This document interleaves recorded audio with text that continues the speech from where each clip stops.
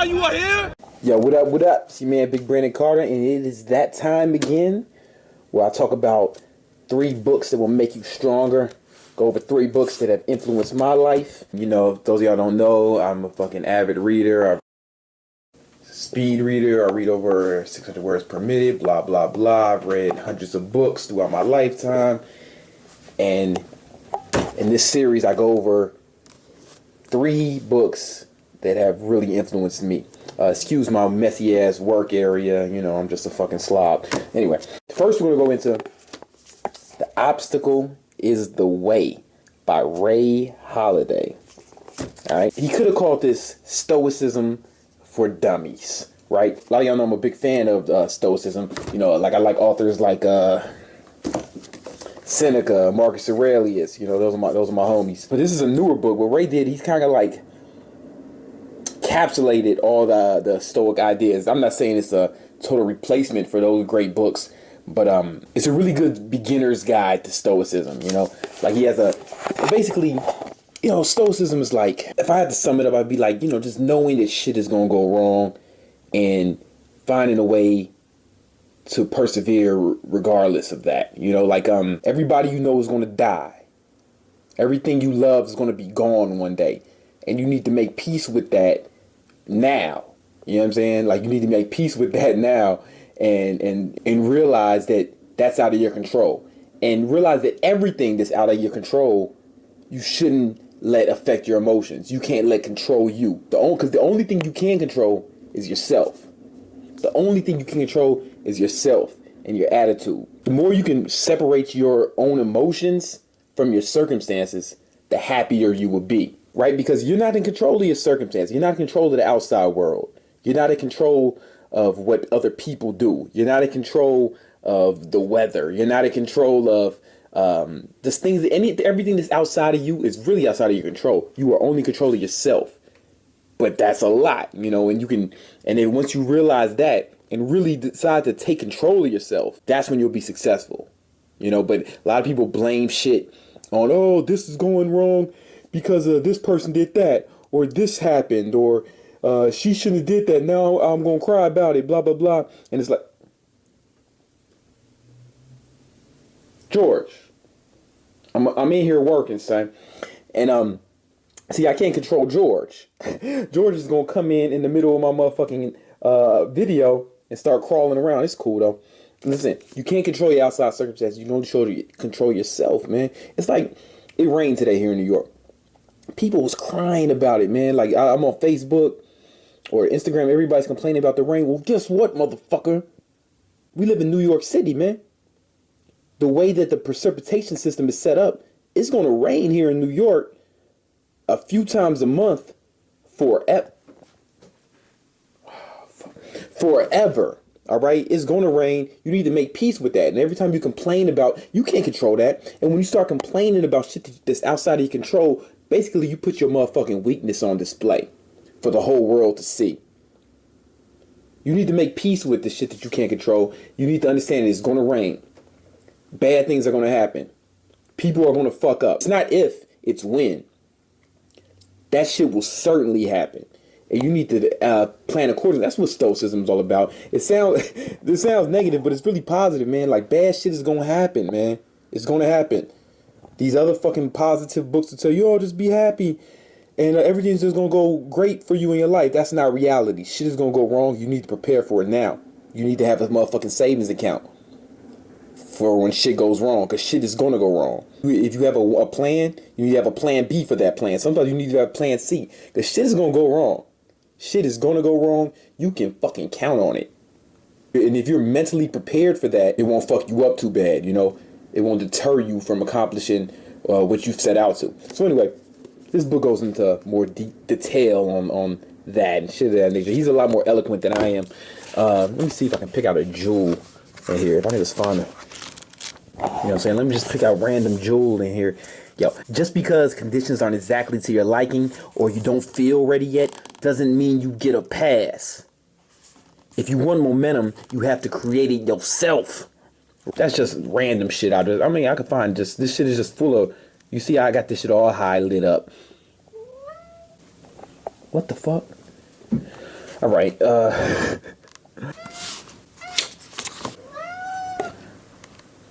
Chill. Yo, listen, I'm trying to do this motherfucking... I'm talking to the YouTube right now, son. Whatever. You get the fucking point. I've talked about this shit a lot. The obstacle is the way. I actually read this year, but I've been, familiar with Stoicism prior to this. Yo, fuck with it. Fuck with it. Then we got my man, Osho. Osho, Courage, the Joy of Living Dangerously. You know what I'm talking about? I love this book. If y'all follow the big homie Elliot Host, y'all know that he loves Osho. Loves Osho. This book is just about being courageous, man. I mean, basically, it would have said about being courageous. Why you should be courageous. How fear will fuck your whole shit up. You know, like, it takes bravery to do certain things, you know, like, I don't know. Sometimes even before, like, every time I upload a video, I'm like, I kind of start thinking, man, are people going to like this or not? You know, honestly, you know, because it wasn't a big deal at first, but now I have so many motherfucking followers that it's like, fuck, are people going to like this shit? Maybe they won't, though. Sometimes they don't. Sometimes they don't like it. Sometimes you guys aren't fucking with me. But it's all right, man, because as long as I put it, I feel like as long as I put out something authentic, you know, as long as I'm being true to myself, I did the right thing, at least, you know. But anyway, this book is just about, you know, being courageous, man, going for yours. You know, I got it all high lit up. Let me give you an example. Oh, yeah, like he was saying, man, the greatest fear in the world is the opinions of others. And the moment you are unafraid of the crowd, and the moment you are... what the fuck? George, that was fucking embarrassing. That was embarrassing. I'm embarrassed. Yeah, to staying in the corner and think about that failure. Listen, George, it's okay to fail. Sometimes you fall. You got to get back up, man. Don't sit over there and cry. Get back up here. Come on, let's go. Let's go. Let's go. Go for it. Come on, let's go. I believe in you. I believe in you, man. When you fall down, you got to get back up. That's right. You know, maybe you need a second. George doesn't speak English, so I can't really reason with him. That's one of the flaws. That's one of the flaws. Anyway, the moment you are unafraid of the crowd, you are no longer a sheep. You become a lion. A great roar rises in your heart. The roar of freedom. You know what I'm saying? That's basically what like in this chapter, that's what he's talking about, man. Like, don't give a fuck about other people think. I mean, care to a certain extent. Like, I want y'all to like my videos, you know, like not like hit the like button, but I want you to benefit from them. You know what I'm saying? And I want that, but I don't let that control me. You know what I'm saying? Like, it's like I gotta walk my own way. You know what I'm saying? I'll say to anybody who's starting a YouTube page or doing anything in the public eye, if you have a blog or anything, don't let your audience dictate your content too much, because there's no way everybody's gonna like your shit. It's impossible. So you got to make sure that at least you like your shit, because if you fuck around listening to everyone else, you might end up with a YouTube page or a blog or write a book that you don't like, right? And that's gonna be hard to sell if you don't like it. You know, we'll talk about that more when we get to this. But if it's authentic, if you like it, it's more likely to touch people. And some people are still gonna hate on you and not like it, but you know, whatever, fuck them. I mean, I can go on and on picking shit out of this book. This is not just about that. I kind of went off on a tangent on the YouTube shit, man, but like he talks about like not even being afraid of death. He talks about like not even being afraid of death. You know what I'm saying? Like we'd all prefer to be alive, you know, but like I said before in this book, you want to separate your emotions from your circumstances, right? Separate them from your preferences. So like, yeah, don't be scared to die, man. Don't be scared to die. No one says you have to live, right? The world will go on without your ass. You know what I'm saying? Everybody will be fine. The world will keep going.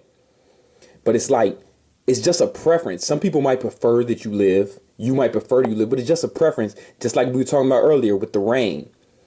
You know, like people would prefer there to be a sunny day, but guess what? It has to rain. It has to rain for the ecosystem to thrive. And just like you have to die. You have to die for the world to continue. If none of us died, overpopulation would just be a problem. It'd be think if no one ever died, it'd be just too many people. So you have to die, actually. So just make peace with that. It might be today, it might be tomorrow, but you know, hopefully it'll be like a long time from now. But then again, that's just a preference. Don't fear dying, man. Don't fear losing. You're gonna die. Here's the thing about life. None of us make it out alive. The earth has a staggering 100% mortality rate. There's a 100% mortality rate on planet Earth, man. It's useless to fear the inevitable. Just like we said earlier. That's why I put these two books together. It's gonna happen. It's outside of your control. Don't worry about it. Worry about what you can worry about, the life you have now, right? Do the best you can. You might die tomorrow, man. You might die tonight. For real. You only have a certain amount of time here. Don't live it being afraid. And that's what basically this book is about. Obviously, Osho's a lot more articulate and eloquent than I am, but you know what I'm saying? Whatever you have will be taken away. Before it's taken away, why not share it? That's the only way of possessing it, to share it. You know what I'm saying? If you give, you're the master. That's, the kind of shit Osho be talking about, man. That's crazy. Not always, again, I want to say, like, people, every time I read on camera, people say, oh, you're not a speed reader. You sound like an idiot when you read. I'm like, yo, first of all, I can't fucking speed. When you don't speed read the same, you don't speed read at the same speed that you read out loud. Otherwise you would sound like Tech Nine or Twister. Then Osho starts talking about love, man. He says hate is not the opposite of love. People think that fear is actually the opposite of love, according to Osho. He says hate is just love kind of inverted, but it's not its polar opposite, as where fear is the opposite of love. Fear kills. Fear wants to kill. Fear is destructive. Love is creative energy. You know what I'm saying? When you love, you would like to create. You would like to sing a song or paint or create poetry. But you would not take a bayonet or an atom bomb and go rushing off madly to kill people who are absolutely unknown to you, who have done nothing, who are as unknown to you as you are to them. Now he's talking about the difference between fear and love on a global level. You know what I'm saying? He goes into it, man. He breaks the whole shit down. He talks about, being courageous and going off into the unknown. He said, like, you have intelligence, you are ready to go off into the unknown. You know what I'm saying? The best intelligence often knows whatever happens, I will be able to take charge and I will respond adequately. The mediocre mind has no trust in itself. You know what I'm saying, man? Osho, man. Osho. Listen, I can go here and just keep trying to pick little nuggets out of this shit, but it's best if you read. It's thin book, quick read. All these are quick reads today. Now we got a book that I read actually in college. This is really good for anybody who wants to get into sales or anything. I worked in sales. As a personal trainer, you're kind of a salesman. So like I was working at Bally's as a personal trainer when I was like 19. And then so this was a book that helped a lot. And then for a brief period after college, I worked for Abbott Laboratories in their sales and marketing division. And, this is something that helped, and then I left there. And I was up and down on 95 on some other sales, but I can't really go into that. This book is very similar to How to Win Friends and Influence People, a book that I've recommended on numerous occasions and in another video. But this is, it's a thinner version. How to Win Friends and Influence People might intimidate some people, but this book is a quicker read. It's a quicker read and you can get through it faster. And like this Les Giblin, man, I don't even know how old my copy of this shit is. But I got the pages marked up, shit I thought was important. Let me see if I can find some jewels. I don't know. I'm flipping through this shit. I don't really see anything I want to read, but it's a good fucking book. I'm just getting lazy right now. Like, this is just good for anybody who just wants to have a better relationship with people, or like just it'll make you more charismatic. Like, that's something that, without bragging, that's something that people say about me. Like, I get, oh man, you're so, the people say I'm a people person, like, oh, I'm good with people, I have people skills. And it's basically just from the shit I learned in this book, man. Definitely worth checking out. If I were you, I would definitely put this on my list. I mean, this shit might not even be in print anymore, honestly. Les talks about, how to criticize people without offending them. Like if somebody's doing the wrong shit, how to tell them how to do it, the right shit, without offending them. This works good with girlfriends and wives. It talks about how to get people, how to manage people, like how to get people to cooperate with you, how to get you people on your side. When you're trying to form a team, or you're trying to get a project done, and you have a team of people, how to get people. How to get everybody going the same way. This is good for any leader. If you're a leader or an aspiring leader, this is things you need to know. How to get people to see your way. How to get people to see your way of things. If you're in a leadership position, or you're trying to get something done that requires the help of others, then you need them to see your point of view, and you need them to accept your point of view as fact, so they do what the fuck you say, and this helps. There's a lot of like psychological tricks in here, and I say tricks. And that can sound negative, but it's not good or bad. It's kind of like a knife, right? Like this knife, I could fucking use this shit to punch somebody in the head and then stab them in the motherfucking heart or neck, preferably, right? And that might be bad. Or I can use this knife to do something positive, like defend my home against an intruder. You know what I'm saying? Then using the knife is good. But it's not the knife itself that's good or bad. It's all about how you use it. And that's like that with everything. It's like that with everything. It's no such thing as good or bad. It's all about context. But anyway, I say that to say there's a lot of psychological tricks here that you can get people to do shit that you want them to do, basically. Basically what I'm trying to say. It talks about how to attract people. Basically how to make people like you. How to make people feel friendly instantly, How to make a good impression on people you meet. That's very important. Techniques for making and keeping friends. Having good friends is good. It makes you happy. How to control the actions and attitudes of others. I know I said in the other book you can't do it, but this will give you. Just know that people are volatile and they'll act crazy, but this will give you a better chance of people doing what you need them to do. Maybe it's manipulating them, but not. Hopefully you're a good person and you'll manipulate them to do good, or at least you should know what's going on so you don't get manipulated. So it talks about how making human nature work for you. Your key success and happiness. The basic secrets for influencing others. You know what I'm saying? How to have confidence and power when dealing with people. Real underrated book. So anyway, these are the 3 for this week. I don't think one is more important than the other. You need courage. You need stoicism is important, and dealing with people in a positive way, getting people to be on your side, getting people to like you, to fuck with you. Oh, George, all right, you want to get away from that knife. And yeah, man, it's important. So anyway, these are the books for this week. Check them out. And if you've been reading the books, leave a comment, man. Let me know what you've been thinking. If you've been reading the books, let me know if they've helped you. Maybe you thought they sucked. Let me know. Let me know what's up. All right, peace.